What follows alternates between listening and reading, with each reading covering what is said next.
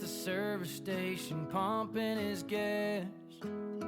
Pulled up beside him, blaring beside Merle, he said.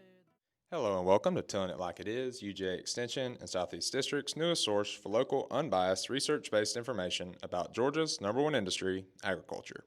Before we get to introducing our special guest for this episode, my name is Blake Carter. I'm the Ag and Natural Resources Agent in Effingham County. And normally I would have my co-host Savannah Tanner, but she is currently under the weather. So it's just going to be me going solo today. But we have a really good group of folks on here. We're going to kind of break this up into two segments. The first segment will focus on a little bit of the history of 4-H and how that's come to be, how it's evolved. It's one of the big programs, the big three that we have in the extension in Georgia, and I'm excited to have two really awesome 4-H agents here with us to kind of talk about them, and like I said, I'll introduce them in just a second. But before I get to that, the latter half of the episode will feature Miss Ashleigh Geurin, our resident holiday facts agent expert, and she's coming on and talking a little bit about holiday stress. And we all, depending on if it's with the family at Thanksgiving or if it's buying Christmas presents during the December time, it can be really stressful. So she's going to talk to us about a few ways we can manage that and kind of get us through the holidays while still smiling and enjoying the time and company we have with our families. So, but going into our first segment, our 4-H side, I'm really excited. We have Julie Bacon from Ashleigh County, and we have Rebekah Greene from Tattnall County here with us. And we're going to, before I get to the questions, I'm going to just kind of lay it out a little bit. And for those that maybe are unfamiliar with 4-H and how it's come to be, or any kind of canning or in the ag or the youth development side, the history of 4-H kind of starts, or that history of that ag learning or the ag education kind of started back in the 1800s. Researchers discovered back then that adults and farming communities specifically did not readily accept new agriculture developments on university campuses. And this was in the late 1800s, but this found that young people were actually more open to new thinking and would experiment with these new ideas and share those experiences with their adults, their parents, people in the community. In this way, rural youth programs started to introduce new technology, new practices. It helped with that adoption. If y'all are interested in more of that, you can look up the diffusion of innovations. Rogers, it's a great theory if you want to go to sleep. But the idea of practical and hands-on learning really came from that desire to connect that public school education with country and rural life. Building community clubs to help solve agriculture challenges was just a first step towards that learning. More about the industries, the opportunities, and things in their communities. All right, so to start off with, Rebekah, I'll kind of direct it to you first. Can you kind of walk me through, where 4-H started, what it was when it originally came to be, and how that's kind of started to change in the United States to where we're at today? Yeah, so this is actually something we love to teach our fifth graders at the beginning of the year. And we kind of tell them, imagine, you're back in the late 1800s, early 1900s. You've been farming for 50 or 60 years. And then these people dressed real fancy from, the university come down here and say, hey, you got to change how you're farming. Adults a lot of times aren't willing to accept those changes. They kind of feel like they've been doing it the right way. And so it was very creative that they said, hey, kids are always willing to try new things. They're great little change agents. And so they started a fun competition, some corn growing. They got to exhibit it in some fairs. They even put it in like the newspaper that they were having these contests. And really got the kids involved with that. And then as the kids were very successful with using the new practices, the new technology, the new seed types, those types of things, the parents could see that it was working, and it started to kind of backwards, they kind of started to backwards adapt it from what the kids were doing. And then later on, as the girls' canning clubs were added, that some of the same types of things began to happen, and that program began to grow. And then in 1914, they actually had the Smith-Lever Act, so that was the official founding of Extension, and that just really kind of helped with funding and facilitating the growth of that program to continue throughout the United States. So even though 4-H kind of started in 1904, our first club here in the state of Georgia was in Newton County. Mr. G.C. Adams founded it there. I did think it was very interesting. We went back to Newton County this year for our agent association meeting. One of the places we went to visit was the cemetery where he was buried, and he had very humble stone. He just kind of was trying to help the community, and so I thought that was very, very cool to see. Did you also know that he started like the bus system? Like he had this like covered mule wagon is what he started originally as like the first school system bus system for rural students. I thought that was so cool. GC is like, if y'all want some good history, she's right. He's a really cool individual to kind of learn about, and he's known as the father of Georgia 4-H. That's a pretty cool nickname to be. Yeah, so it's a very influential, but also, like you could tell, he kind of had some humble beginnings there and kind of stuck with that throughout his lifetime. So, definitely the club just continued to grow from there. So. Yeah, I think that's that kind of is the evolution of it, and it started with that corn club, like you said. We also had the girls cannon club. Those were two things that went kind of hand in hand. They were addressing at that point, they wanted to have something for the boys and something for the girls, and I think now you've seen, we have those core parts of our program, intertwined that even still today that holds true, with the canning side, with the fact side of things, and the ag and the corn club being kind of the ag and the 4-H sides kind of coming together. Now, with Julie, 4-H, to people that might not know what 4-H is, what does it stand for, and kind of how do y'all get the kids to kind of embrace that? One of my favorite ways to get the kids to embrace the Clover is by showing them our lovely UGA mascot, Uga. So they love to see Uga. Like she said, we teach this to our fifth graders in class. They love to see him pop up on the screen, and I typically pair that with the Clover and kind of help them understand that it's an emblem, and it stands for it's our organizational emblem that is the same in every 4-H program across the state, across the country, across the world, and similarly to how, teams might have a logo or whatever it may be. When you see the Georgia G, no matter if you're in Texas or wherever it may be, right, that Georgia G stands for the Georgia Bulldogs. And so when you see that 4-H Clover, you know that is for 4-H. So it's a great way to connect people, and we hear stories all the time of people traveling at the airport or on the road and getting connected with people just over that little clover. The H's on the clover stand for Head, Heart, Hands, and Health, but it actually began as a 3-leaf design in the 1900s with just head, heart, and hands, and then the 4-leaf clover was adopted about a year after that, and so then we had Head, Heart, Hands, and Health, but I think you mentioned earlier that there was originally a different 4-H for Hustle, and I'm sure anyone who knows someone working in the 4-H world knows that we are always hustling, so that's exactly that was like the reason why is because Oscar Benson was the guy that proposed the 3-leaf. And when he was going through working with Extension and traveling through the different levels of Extension across the country, he was like, man, these people hustle. And so he was like, this is an embodiment of like what Extension should be. But, obviously, when you look at the Boys and the Girls Club at the time, health does make sense for that fit for that 4-H. So, but yeah, that's just a little kind of tidbit. That's right. And the Clover is actually patented and is federally protected for authorized use, which is really cool. And so it's really great to see how, starting in the 1900s, that over so much time, it's still a very respected thing and is very, protected. So that's awesome. Yeah.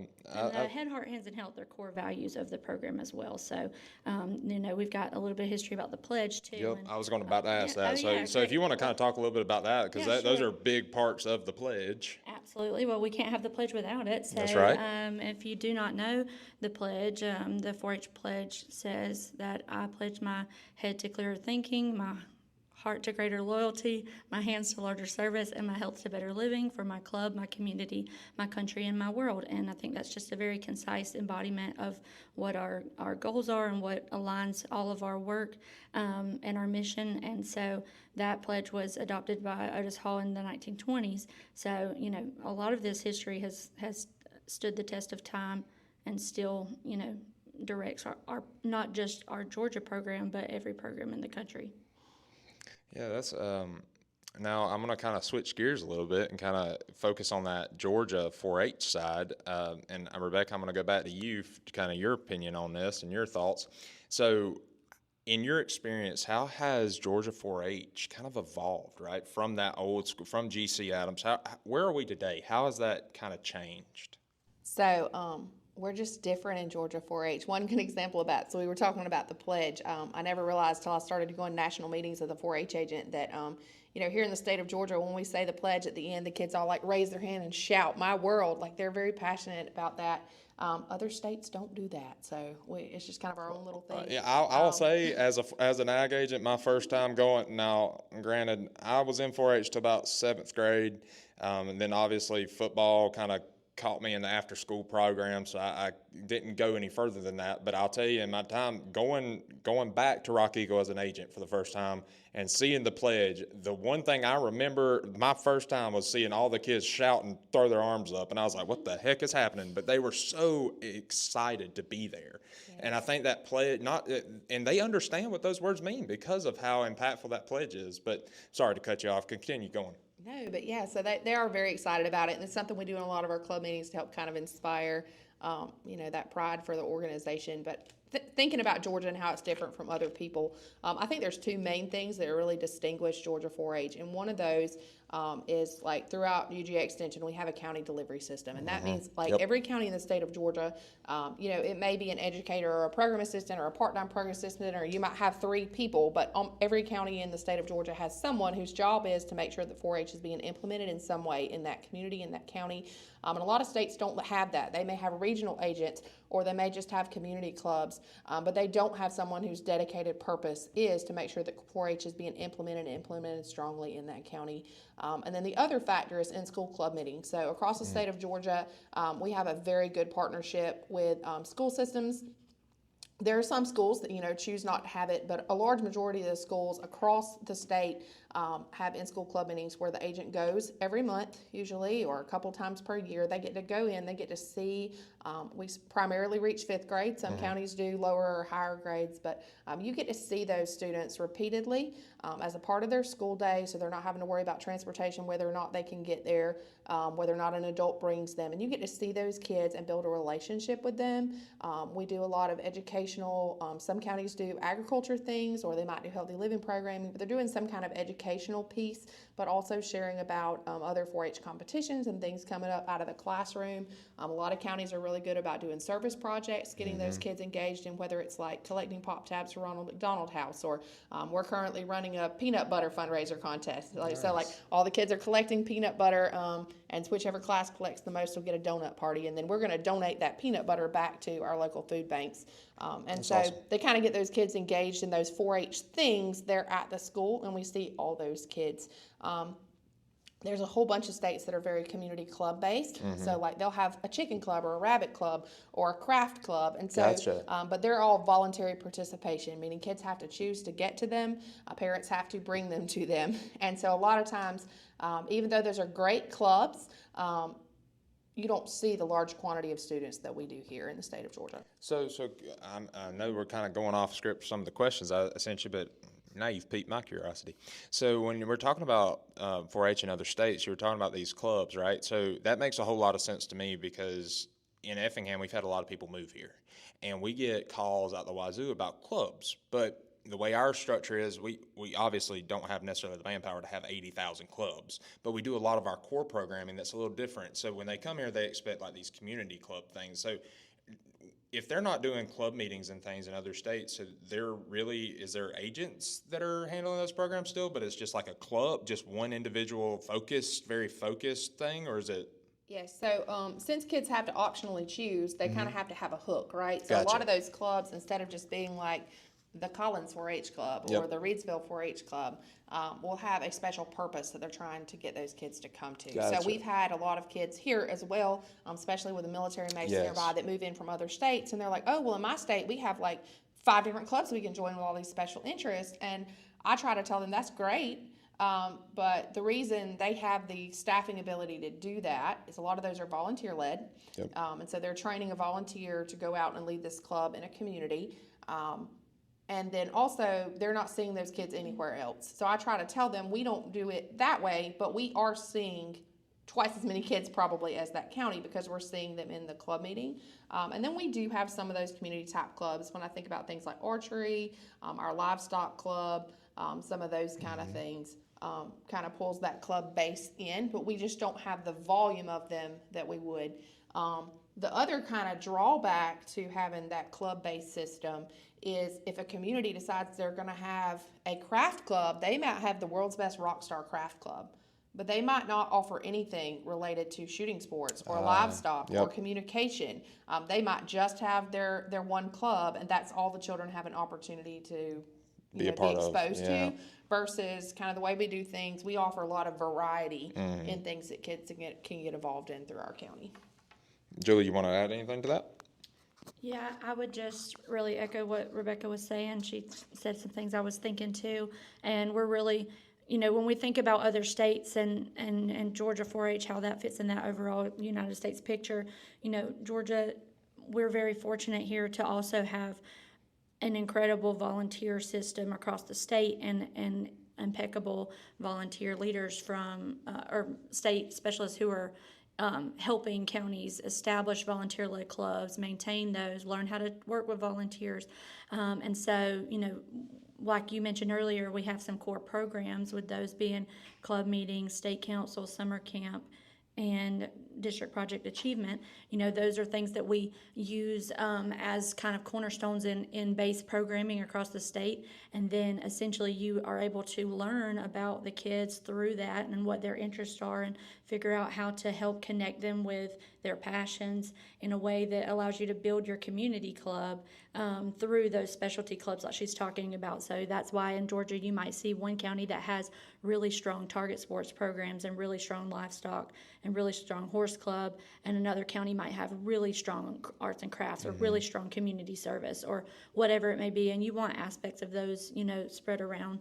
But that volunteer system is essential, because like we even mentioned earlier, right, if we had a 5th H, it would probably be hustle, and we need those volunteers to keep us going, and they're a crucial part of that team for the delivery of programming. So now I've got two follow-ups that you kind of get me thinking about. One would be, you mentioned that some counties might offer a club or a program that maybe one county doesn't.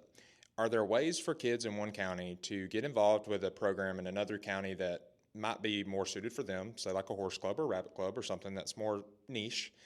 And then my second question would be, when it comes to volunteers, how would someone get involved?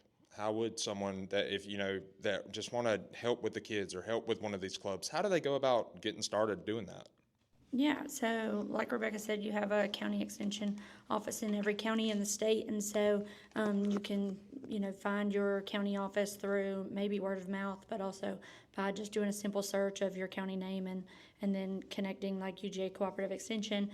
Sometimes you might want to put your state, because every once in a while we have like Coffee County, Alabama, or whatever that comes up. Yep. So Effingham, Illinois. That's right. That's a fun So you might want to kind of keep that in mind. But visit your county office and just see what they have going on. If you have a 4-H story, you can share that with them. That creates, a sense of personability. A lot of times we see people start to become involved with their children, so they want to be involved with what their children are doing. So we have a lot of times, people that want to try out summer camp or try out whatever it may be, because they want to learn alongside their children and be supportive of them. And so sometimes it's parents, sometimes it's just young alumni who have just a strong passion and really want to give back. And so they're looking for ways to do that. And, one thing that just echoes the impact of 4-H is that a lot of times young alumni, they immediately get involved, even if it's not where they grew up. So they're going to college and volunteering in Athens or at Kennesaw or at Georgia Southern or wherever it may be. They're finding ways to be involved in the programs around them, even though it might not be where they grew up. And I think that's really special, especially as someone who grew up in Tattnall County 4-H, where we're at today, but working in other counties to navigate my own 4-H journey on the, educator, agent side, program assistant side, I've had the really great opportunity to get to learn about and meet people in other communities that I didn't grow up in, but I have a strong passion for serving them because of what 4-H instilled in me, in appreciating the values of other people and finding where I can be of service to others. So no matter where I'm located, I'm trying to find what I can do to serve other people. And that's what these volunteers are wanting to do too. They're wanting to find a way to connect youth with their passions. And so, you might have someone that comes in and says, like she said, maybe you don't have a horse club, and someone says, we're really passionate about horses. We've got a space to host a group. We've got, I was a former 4-H'er, and we've got, the time to commit to this, and so that's a really great value. All of a sudden you're seeing kids that you didn't even know had that passion start to be involved in it, and then you even have sometimes some stories where kids didn't even know that was an interest they had. They found out about an opportunity, became involved in it, and then all of a sudden now they're a veterinarian for large animals, So you never know what offering those things is going to do for kids on the long term. I think you really did a good job of mentioning service at the heart of 4-H, and service is the heart of Extension, right? We're here to serve the public. We're here to serve the communities, but our service range and mission has kind of changed a little bit over the years. It's evolved. We originally were really focused on that rural community side of things, and I think we still have that piece. Don't get me wrong, but if you're in Georgia, in some of these rural communities, they're starting to get really suburban or urban pretty fast. And so with all this growth coming to Georgia and all this stuff, we've kind of expanded and kind of are reaching audiences that we've never reached before. Can you, Rebekah, I'll go to you next. Can you talk a little bit about how 4-H is reaching these audiences and maybe these urban and suburban areas, and how that's kind of changed a little bit? Yeah, so I think that volunteer piece is so very important. And one thing is, like, one bit of advice I'd give, it's okay, Blake, before we move on to something else, is I think that if you have a strong interest in helping out in your local community, I think the best advice I can give you as someone that's been doing this for a long time is to be willing to start small. Remember that your 4-H leaders are the people, they're kind of the gatekeepers on safety for those kids. So sometimes, if you have a volunteer that you don't know anything about them at all, and then they just want to jump out there and start some huge program, you kind of have to be careful with that. And so, maybe say, hey, could we maybe do a little summer afternoon day program? Or do y'all already have something going on that I could volunteer with for a while, kind of learn how the program works before we start this? Or is there a training I could go to learn how the state likes to do it? We have people come in our office a lot of times wanting to start a shotgun program, and so I tell them out the gate, we need at least 3 coaches, and everyone has to be willing to go to a 3-day training. And if you can do that for me, then we can move forward. So just kind of understanding that, just kind of be willing to start small and ease into it sometimes really can kind of help get you in the place that's best for you, best for the kids, and maybe starting some of those new programs. And then as far as just reaching different audiences, I do think that's something on a national level that we're really trying to work on, as ways to just make people better educated about those different audiences, and then also just feeling more confident going out and kind of reaching those people, because counties change a whole lot, even within so like Bryan County is a good example. They have 2 kind of very different areas in that county. One of them I would think of as being like very much more an urban area. One of them a much more agriculture area. So it definitely can be a little bit of a challenge to try to reach both of those. But I think at the heart of that is just remembering that it is our responsibility to try to serve everyone. And so I think just trying to be open to some new innovative practices about different ways to see things. I think a good example would be the Atlanta History Center actually has a program there to reach some of those urban youth that maybe, because, Fulton County is so big and some of those surrounding Atlanta counties, that they may not have the possibility to go in every 5th grade classroom. But that has been a great opportunity for some of those kids in that area to really get involved in a little bit smaller. So definitely one example where they took a little different approach to reach out to those kids. And it has been very, very successful the last couple of years. So I think just being open to, there might be some different ways that we need to reach different groups of people, and that, we kind of continue to work on a professional level, through some of our associations and stuff, to help each other with seeing how to meet those needs. I think that's a really good way of kind of summing up how 4-H is evolving. It's not so much people's idea of 4-H is very rooted in the I guess the history of 4-H. And when you think of 4-H, some of the things that come to your mind are a lot of the livestock and the ag heavy focus. But we are changing, right? And the audiences we're serving are so diversified and changing all the time that we're having to adapt and grow as well. And what I'm trying to get at is when people are moving into new areas and they're coming in and they're wanting to see 4-H, or they're calling their agent or calling their extension office asking about what's going on with the 4-H program there. 4-H is different and depending on where you're at, and context matters a lot in terms of how we're approaching programming, because I'm thinking of Atlanta, there's no way that they're going into the schools and club meetings the same way that we can necessarily in some more of the smaller counties. Their approach has to be different. Their reach has to be different. And I like you mentioned that on the national scale. I say that from an ag agent standpoint, we're also seeing that, right? We're trying to figure out how are we reaching these audiences in these mass, like hubs like Atlanta, or in these big the capitals in some of the states that maybe have gone away from agriculture. They've gone into more of the urban focused areas. They're having to change how they approach ag programming and finding that value in those areas as well. Julie, I know you wanted to add to that a little bit, or it looked like you did. Maybe you didn't. Yeah, I think y'all have got some really great conversation going on there, and I think a lot of when I'm sitting over here listening to that, what is coming to my mind is just the circle back to core programming. Yep. In my county, or in Ashleigh County, in the short time that I've been able to be there, we've had several kids move, and we've tried really hard to help them be assured that when they move, they can still be involved. When they leave, will we see you again? Will we do this? Yes, you will if you stay involved. And like I mentioned earlier, I've had the unique opportunity to get to work in several counties. I've worked in Tattnall County as a program assistant. I got to work in Telfair County as an educator, and now I'm in Ashleigh County as an agent. And in every county, it's very emotional to leave, even if you don't stay for a long time, because the work that we're doing is so not only impactful to the audience, but also to those who are doing the work. And I don't think we're on that hustle so much. I don't think we always take the time to reflect and really think about that. And sometimes you don't really, perceive it until you're having a big life change. And so, you can build a lot of memories and create great relation in such a short time through the work that you're doing. And so every time I have transitioned to a new county, it has been such a life change for me. And I have been so encouraged by seeing those kids really listen to the advice of stay involved.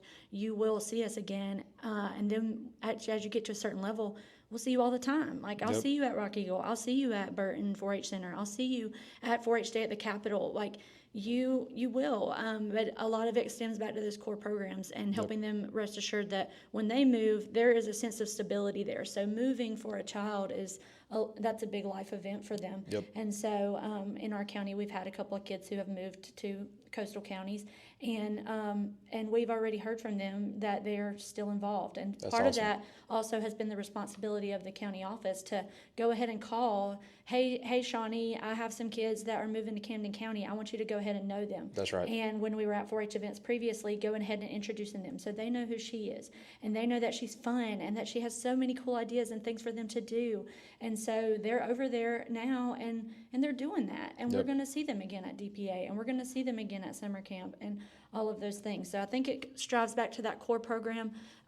Those 4 core programs, I think, is really what helps Georgia 4-H stand apart and just have a sense of stability, because all of your specialty programs, your shooting sports, your livestock, all of those, they extend out from your core programs. Connecting kids with their passions helps them find, a sense of belonging in this space. And you may have asked this already, but about what's kind of behind the success of Georgia 4-H. But I was thinking about a story that I read about Dr. Temple Grandin, who you'll know is kind of nationally known as scientist, problem solver. And so she recently had her portrait put in the Smithsonian National Portrait Gallery. And then while she was up in that area, she was visiting the National 4-H Council, and that gave her an opportunity to talk with them and to share. And when I was reading, she was talking about how that program helped her because it gave her a space to try, to build, and to explore. And I think that is really crucial to youth development, is really just giving them the space to say, you know what, that text on that poster is a little crooked, but you can choose but to straighten it up. They're proud of it. They right? are proud of it. You know, you can take that and go and or we can, take this as a learning moment to reflect and say, is this something that you want to take time to fix? And some kids are going to be like, absolutely not, I love it. It's unique, it's mine.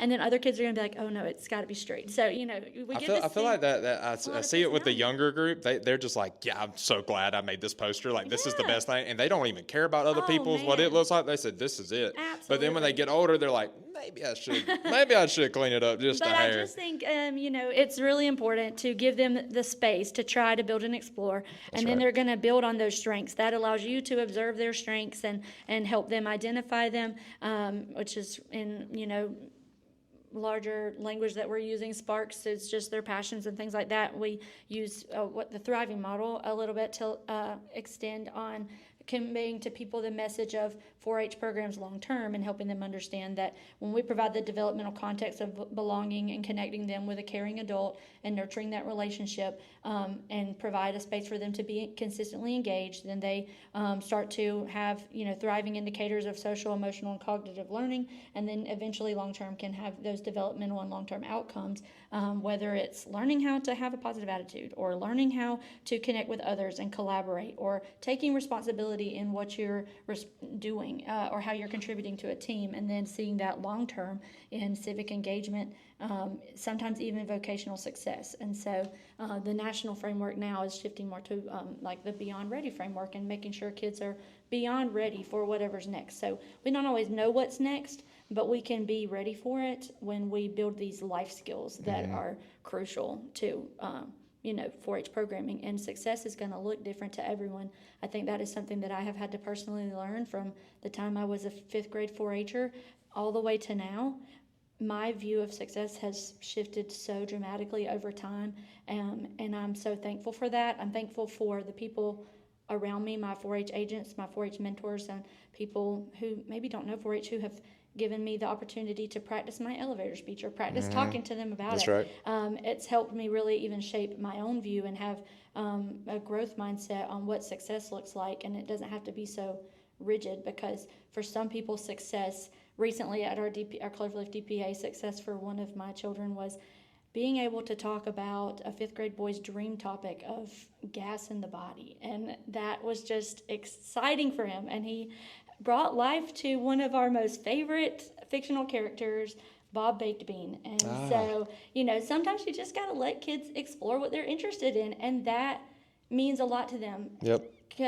Giving them a space to explore their ideas and not just, shut them down. Find a way to help them learn the professional aspect of fun topics and figure out a way to make it work.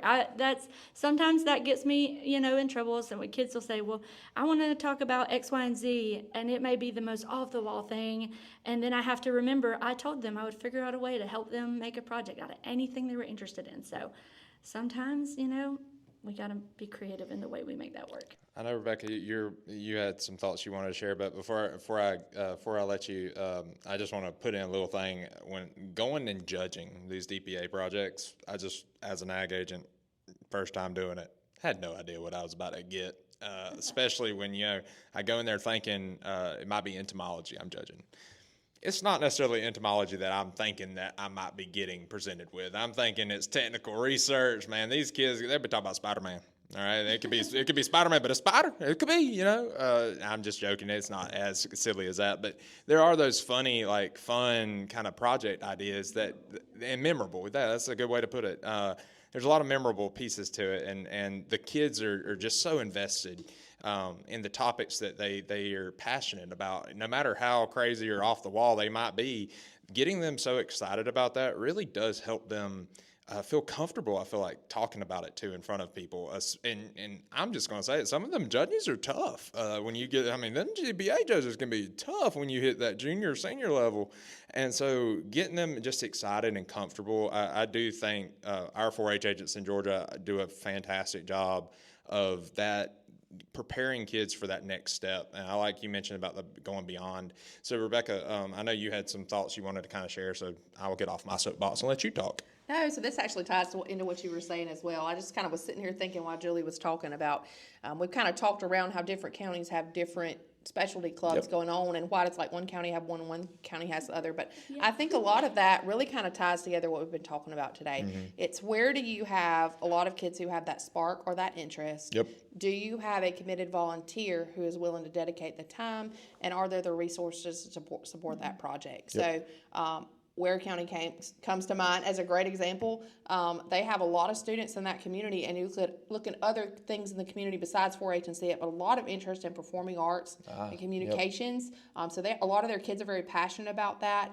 They've got some adults there that are volunteers that were like, yeah, man, like if this is what they want, let's make it happen for them. They put on plays. Now, is that part of the standard 4-H program? No, but they've got passionate kids. They've got volunteers that are willing to commit that time and effort, and that is like a wonderful program there. Like it's a great highlight for them. So I would say regardless of what specialty programs you have in a county, that formula for success really works across the state. It's where do you have kids that have that passionate interest, volunteers or staff, usually a good combination of both, that are willing to support making it happen, and then just kind of the resources to help it grow. And those are the programs that really, really flourish. Well, we've got time for a few more, for one last wrap up for both of y'all before we switch gears to our resident facts agent on the pod. So to kind of sum up y'all's experiences, y'all both been in 4-H as youth, and now as adults, y'all are coming back and y'all are serving in a different capacity. Y'all seen both sides of the coin. Can y'all share one success story or one of those moments that has stuck with you in your 4-H career, whether that was as a youth or as an adult now, that just whenever you're having a down day, you just remember that and you're like, man, this is why I do 4-H. So one story that comes to mind for me is a little girl that I got to work with when I was working in Telfair County. She came into 4-H with a lot of room to grow, and it was my job to help her do that. And I saw her this weekend at Cloverleaf DPA, and she came up to me and spoke to me and told me all about how she's going to junior senior DPA and a new project, and just an entirely different child. And that's been a team of people, who have invested in her parents, other people in that community, other people in that office. And so I'm really proud of her, but I view her as a major success story from where she was at when she started, and having, difficulty reading or difficulty speaking. And so we had to get really creative when she came and wanted to do a DPA project, and it ended up being about origami. And instead of spending, her allotted 6 minutes to fill it with words that were difficult, we were able to simplify that to something that she could do, and kind of help her set goals to say, X amount of time can be allotted to this speaking role, and for the rest of the time you can share with them how to actually do it. Don't stress about the words, don't stress about the technicality of that part. Focus on what you know and share that skill. And she did that. She was able to teach about how to make paper cranes and things like that. And so that was just a very calming project for her, and we just found a creative way to make it work for her. And I think the way that you respond to a child initially bringing something to you as a project, or observing how they might, fit their skills and talents into that, the way you respond to that sets the trajectory for what they view 4-H as the rest of their life, and if they're going to continue to be involved or not. And I think it's important to be mindful of handling what children bring to you as their ideas with care, because even as adults, we want people to treat our ideas with care. So I think that's probably something that I think about most is trying to be mindful of ways to care for the ideas of youth so that they understand 4-H is a place to grow.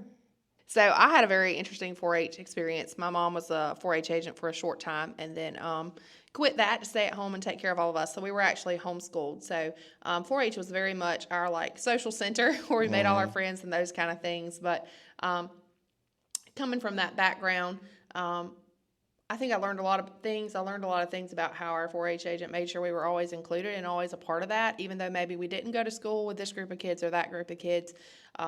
And so that piece of it was always very important to me. So I really kind of, especially when I moved here to Tattnall County, you grew up here, you knew there's North Tattnall, South Tattnall, all of that. We really try to kind of push the idea of one Tattnall 4-H. So we are all one. We are kind of all a family. We work really well with our FFA as well. You know, we have a livestock team, and, you know, we all share from the chili pot. It doesn't matter who cooked it or who brought it. And so just really kind of making sure that all those kids feel included, making sure they feel like they can come talk to you about their problems or things that they have going on. You know, the fact that they know that you want them to succeed and want them to go to college and, hey, Miss Rebekah, can you help look over this application for me, and some of those kind of things. So I really think just focusing on I feel like if you focus on the person, kind of have a people-focused approach on helping that child grow, as you help that child grow, that's going to bring with it a lot of success and achievement. So, you know, just kind of putting on the forefront. We took kids to DPA this past weekend, and several people commented on, you know, our teen leaders being very prepared and organized, knowing what they were doing and well-dressed. And it meant a lot to me because a lot of those kids I have had since 5th grade. And some of those kids, like Julie was saying, have come a long way. They maybe don't have a lot of resources at home, but they know they show up at the 4-H office, they get their green shirt, they're ready to go, they're ready to roll, they know what we expect of them. So sometimes just having that caring adult, Julie mentioned the thriving model, and one of the things of that is they say that for a child to be successful, they need 3 caring adults outside of the household. And so I think, you know, my job is to be one of those 3. So in that, you know, partnering with, you know, your FFA, your FBLA, your FCCLA, and not seeing those as competition, because, you know, that child needs 3 caring people and I can only be one of those. So kind of really just trying to look at the whole growth of that child as a person, I think really is very, very centered of what I try to do. That's awesome. Julie, did you want to add a few things before we close out this segment? Yes.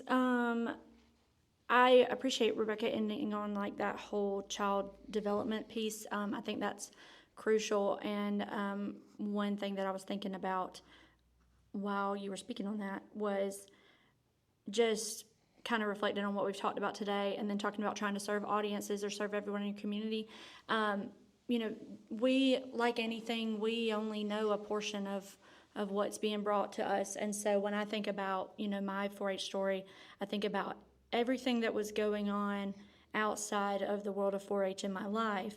And that when I came to the 4-H office, my 4-H agent, and I had 2, my 4-H agents over time, and all of the people in this Tattnall County office at the time I was growing up, they created such a peaceful space for me to come.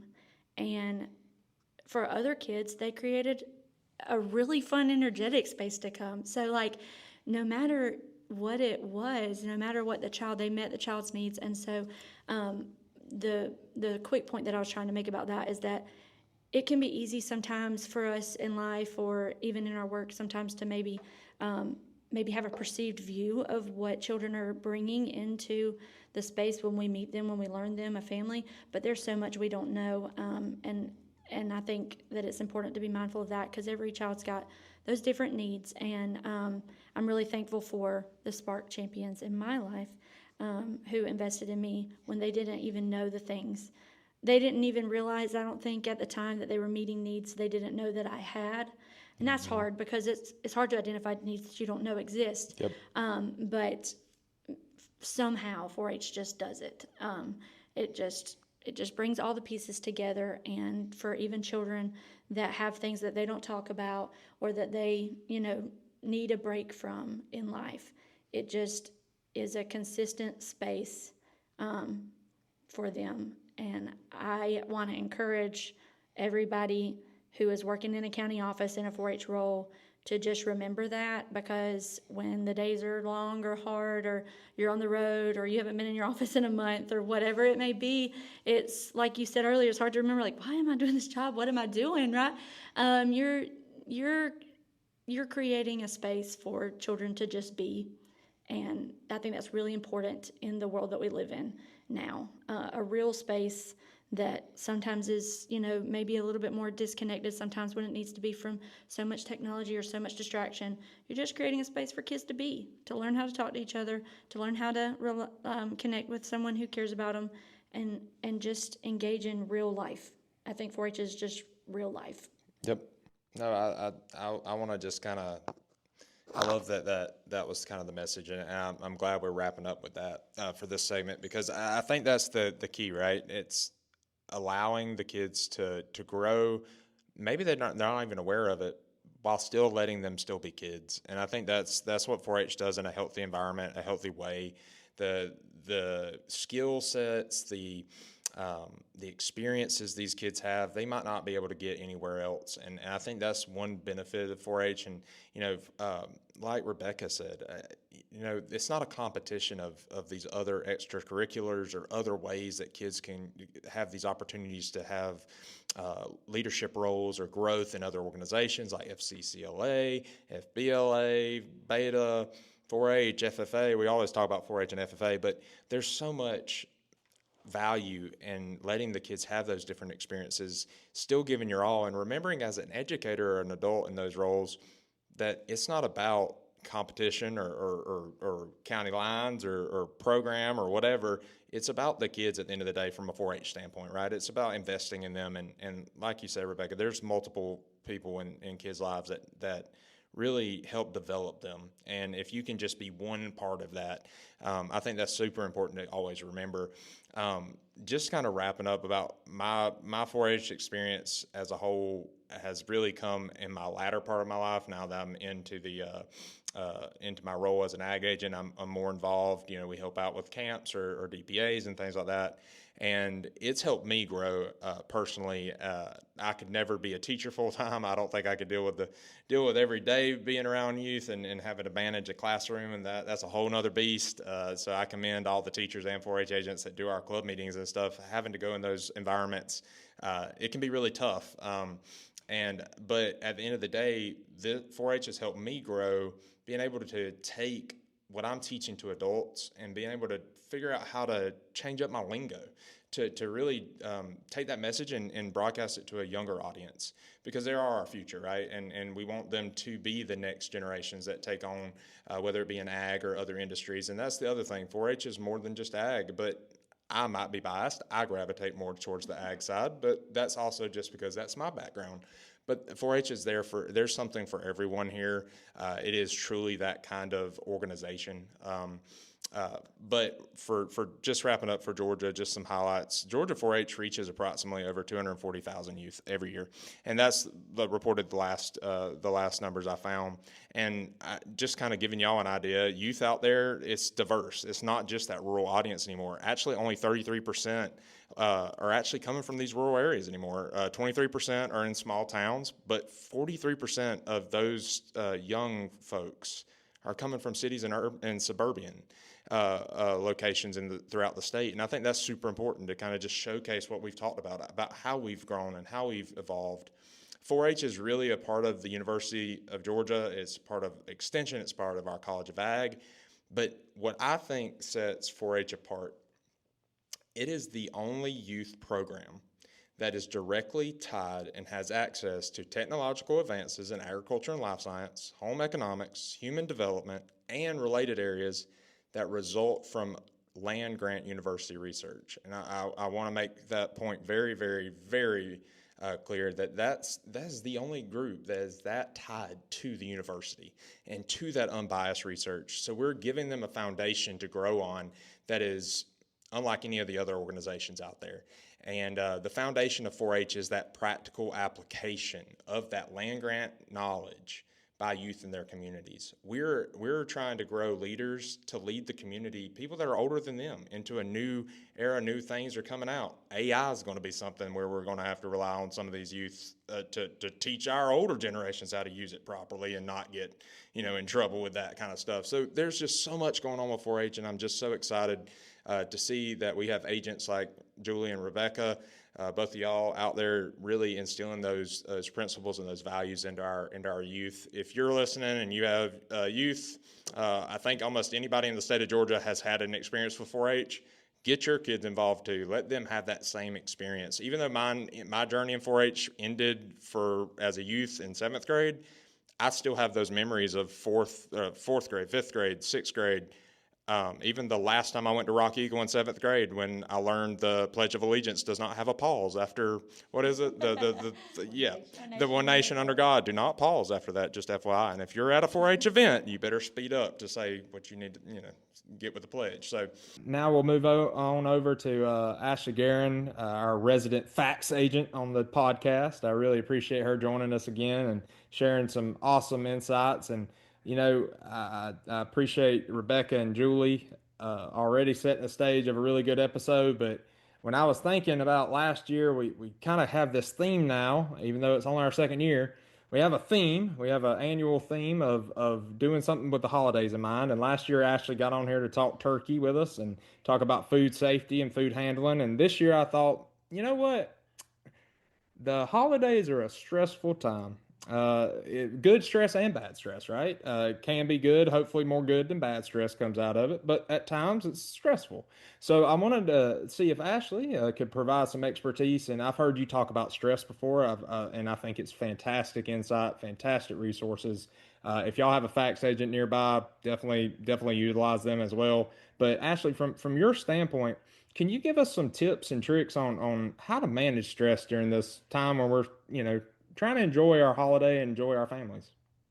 Yes. So I'm glad that you have talked about or wanted to talk about this subject, because I think that and you can tell me if I'm wrong, but I feel like the holidays start like in October now. So typically traditionally the holidays would be the seasons between like November and December, and Thanksgiving really started the holiday season, but truthfully it starts earlier and earlier every year. And so with that can come an onset of stress for a lot of people a lot earlier too. And when we talk about like health during the holidays and trying to manage stress, there's a lot to consider. So you're thinking about like your financial health, and you're thinking about the money that you would traditionally or you would expect to spend during the holiday season.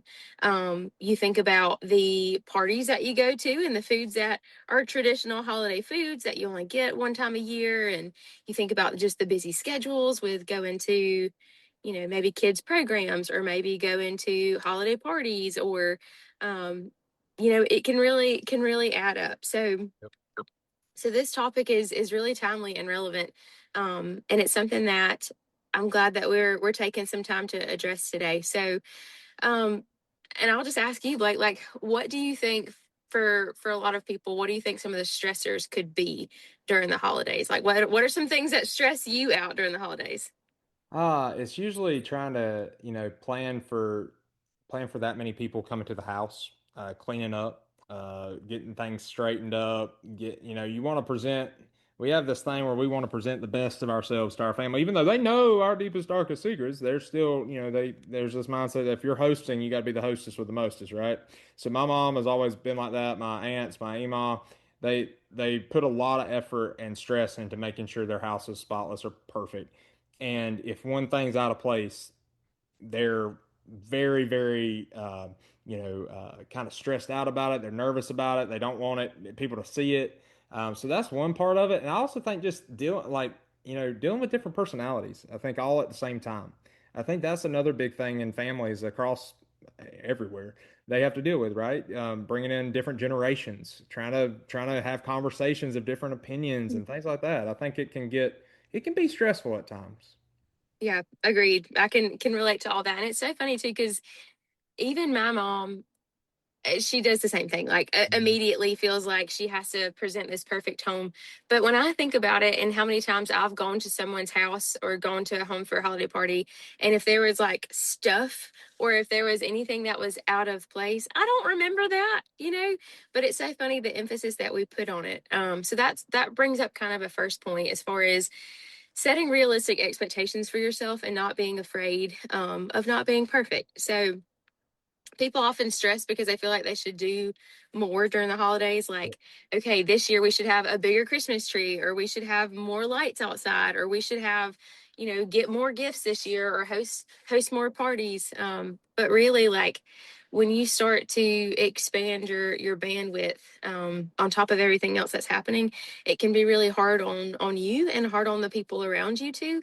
Yep. And instead of making this a good experience for everyone, you end up kind of bringing down the spirit or bringing down the mood because you're stretched too thin, and because you're trying to personify this perfect house, perfect family, and truthfully, perfection is not reality.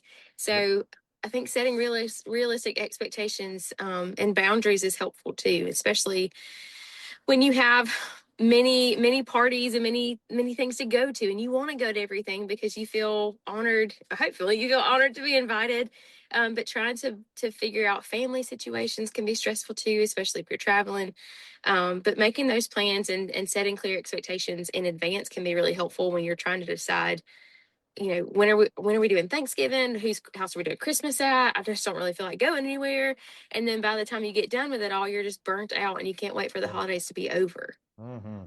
That's what now that I have, me and my girlfriend are getting to the point where we're gonna hopefully take the next step in our relationship. So the next phase we'll have to start balancing which family's Christmas to go to or which Yeah. Thanksgiving.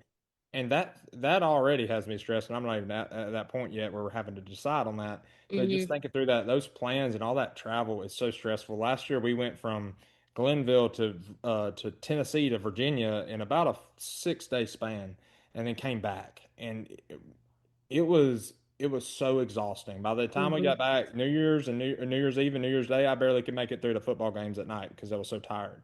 So I agree with you. I think those boundaries are super important, and going ahead and having that plan. So it's not like you don't want the holidays to be a burden, right? Right. You want to enjoy it. So I agree with that 100%.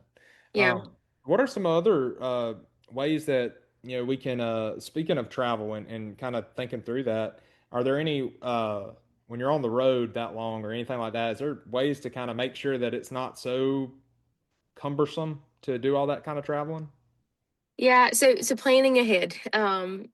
If you can, and this is something honestly that my husband and I have had to realize, is that it's a lot easier on us, even though like we have the ability to stay the night somewhere the night before. And so we're not trying, and we've done it before where we've driven, 3 hours there. We spend more time on the road, traveling to get there than we actually spend with family. And so we've tried to make it a priority to go down the night before, so we are well rested and ready and available emotionally and physically to accept and receive family and enjoy our time together, and not so stressed about like, oh, we have to get back on the road to go back home. So we have to be really intentional about planning and blocking out that time. And one thing too is, even when you're traveling, prioritizing your sleep and prioritizing your diet and your nutrition and your physical activity, all of those things are still so important, and maybe even more so during the holidays. Again, we're exposed to different foods that we don't normally eat, and you may feel like you're so busy and constantly moving and never sitting down because you're planning and running from here to there, but you're not being intentional with your exercise. So giving yourself a little bit of a break when you can. If you're traveling, plan to get somewhere 30 minutes to an hour early, so you can just have a chance to go for a walk before you get ready to go into a social setting. Because social settings can be really stressful for some people and can be triggers too. So preparing yourself mentally, but then also prioritizing yourself physically is really important while you're traveling as well. staying hydrated, drinking lots of water. Again, we eat things that are typically higher in saturated fat, sodium, and sugar during the holidays. And so to assist your digestive system in those things too, you definitely need to make sure that you're staying hydrated. Seasonal depression is a real thing too. So that's something that we want to be aware of, is that the holidays can be really hard for people because this may be the first time experiencing Christmas without a loved one, or they may be, the holidays may have negative connotations for them. But then also too, just the days being shorter, and sunlight does so much for our brains and for our hormones. So when we have less of that in our day and less time to be outside and be in the sunlight, or less time to get that, vitamin D and exposure, that can really affect your mood too. So just being aware that some people may be struggling a little bit more than you are. And so having an open mind and an open heart when you are dealing with other people that may be causing you stress, try to have a little bit of perspective about what they may be experiencing too. Yeah, I think that's a good way to think about it. The holidays are meant to be a time of, depending on what holiday and what your family's background is, but it could be a time of remembrance or reflection over the year, or in our case, of my family, we have a Christian background, so for us, it's a religious holiday and experience for us and what we prioritize. But it's that grace piece I think is really Mhm. important. Giving people grace. And just because maybe there was a little dust bunny that didn't get vacuumed up before the family got there, or maybe they forgot to put an extra cup of sugar in the sweet tea, doesn't mean that the whole day is ruined and the whole event's ruined, or that kind of thing really does impact and weigh on folks, especially if they are the host. Just give them grace, and I think that's a good rule of thumb to just continue through the holidays. When it comes to the exercising thing, I think that's really good. Can you, since we are getting a little shorter days, and we're thinking through, looking into the new year after the holidays, after all the good food, quickly, what are some recommended like quick good exercise ideas, or to stay active when it's super cold and those days aren't that long anymore, so it gets darker early? Do you have any tips on that? So after we get done indulging in all the good stuff in a healthy manner, right? Uh, how do we work some of those pounds off? Yeah, using technology, honestly. So you have access to essentially a personal trainer through YouTube. Yep. So there are so many different YouTube videos for literally any type of physical activity that you can imagine, any type of Mhm. fitness level. So whether you are, intermediate, maybe you're an advanced, you know, person that's in your physical activity, like there's so many different types of videos that you can look at. And if you've got access to weights at home, there's some for people with equipment, and there's a lot of them though that are equipment free workouts. Mhm. They can be fun ones. So if you want to involve the whole family, like maybe look up a dance video and learn how to do the dance. And that can be something that gets your whole family moving. But YouTube videos like that can really be a great tool, because it doesn't matter if you're in a hotel, it doesn't matter if you're at home. um there are literally walking in place videos. Leslie Sansone, like that's one of the ones that we use in our Prevent C2 program. And you will get your heart rate up. So that's one thing. You can also, if you are sitting down and watching, your Hallmark Christmas movies between the commercial breaks, like try to get up and move a little bit, maybe do some jumping jacks, make a plan for doing some push-ups or sit-ups, or again, maybe just walking in place during the commercial breaks, and then you sit back down when the show's back on. We make exercise way harder and way more complicated than it needs to be. But there's lots of ways to get your body moving and get your heart rate up, that doesn't require a whole lot or going outside. Yeah, I like that. That's a good way to think about it. And I'm gonna put in a plug. I think one of the growing up, I grew up in the age of like all this technology and all these games and stuff. People are gaming, they want kids outside. But I'll tell you something that's inside that growing up, I to this day know how tough it is. And that's like that's Just Dance. You ever played Just Dance growing up? Yes. Let me tell you Yes. something. You might look, my uncle is a very, very masculine individual. seeing him dance to some of those things and he was like, man, this is some real workout. It really is. Like that'll get your heart rate going. But it's also a competition and it's fun too. So you forget Mm-hmm. that you're actually exercising. Mm-hmm. So even though it's a video game and we're like, oh, go outside, but that's one I will condone as one that's a good uh, um, fitness type video game. So it's something that'll get the kids interested, kids invested, like you said, the family involved. Mm-hmm. It's always tough to do stuff on your own and solo. So when you can involve multiple people, it's a lot easier to be motivated to do it and keep Yes. accountability and stuff. So, um, Agreed.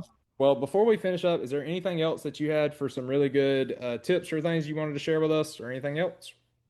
Um, just kind of go into the holidays with a plan. And then also too, just thinking about meaning over performance. So if you are concerned about how much money the holiday season is going to cost you, just keep in mind that ultimately you can normalize gift budget. So if you have a budget for yourself, do what you can, and really think about and try to put meaning behind your gifts, but don't feel like you have to have the most expensive gift or be able to give the most expensive gifts. You give what you can, and as long as it's from a place where you put some meaning behind it and some thought behind it, ultimately, like that's gonna you've at the end of the day, you've got to take care of you. So if you can't take care of yourself after the party because you spent way too much money on Christmas gifts and now you don't know what you're going to eat for the next week, or your family is struggling to meet their basic needs because you're trying to overspend with gifts,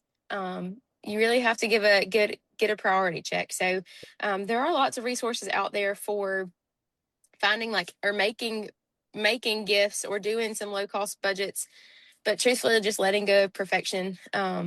And it's hard, especially with society and social media, but keeping the main thing during the holidays and remembering what the season is about and spending time with family and loved ones, and not putting the extra pressure on yourself. I love that. Thank you for sharing your insight. And we were tossing around the idea we might go into a little bit more on that budget side a little bit later in the next month or so, just to kind of touch on that some more. So I appreciate your insight. I think it's really good. Don't make things harder on yourself, right? We're our Right. biggest critic, right? So keep that in mind. And enjoy the holidays, enjoy Thanksgiving with your families, and Ashleigh, thank you for joining us. And we're going to wrap up with a few upcoming events. December the 2nd, we're going to have the Agri Manager Short Course, Farming the Bottom Line in Emmanuel County. It'll be in Swainsboro, Georgia. It'll start at 8 a.m. If you're interested in that, please call the Emmanuel County Extension Office at 478-237-1226. And the topics for that one are going to cover farm management planning, risk management, hedging, futures and options, capital budgeting and investment, as well as also working with family members on the farm. So I'm really excited about that program. And then we're also going to offer our full-length Master Agri Manager Farm Business Training and Certification Program. That's going to be in Griffin, Georgia, on the Griffin campus. December the 16th is the first session, so it's a two-part course. It is $50 to register, but you do need to attend both sessions to acquire the certification at the end of it. The first one will be more on setting your business plan, and then the second date will be January 16th, 1 month later, and we'll do a comprehensive business planning workshop that brings all the different aspects that we've talked about through the course together. If you're interested in more information on that, please reach out to Bethany Harris. You can call their office at 770-228-7247. Or if you would like more information, reach out to myself or Savannah, and we will definitely be able to pass those on. And from everyone here with Telling It Like It Is, the podcast, me and Savannah, we want to wish y'all all happy Thanksgiving. Enjoy the time with your families and keep telling it like it is. Thank you so much. I guess getting gas and tipping cash changed the way I see the world. There's still some good in it, and that good is you, girl.